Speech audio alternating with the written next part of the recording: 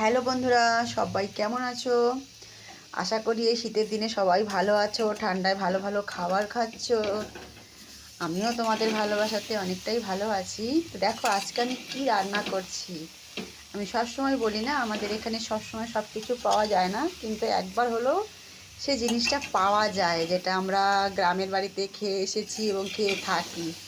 তো দেখো, আজকে আমি রান্না করছি পুঁই শাকের পিটুলি।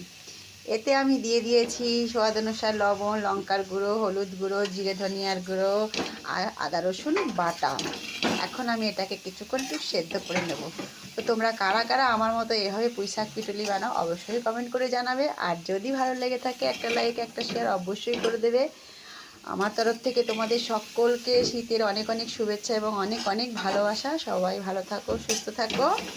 আর আমার এই পিটুলির রেসিপিটা পুরোটা আমি শেয়ার করতে পারলাম না, ছোট্ট একটা ভিডিও তোমাদের সাথে শেয়ার করলাম। ধন্যবাদ।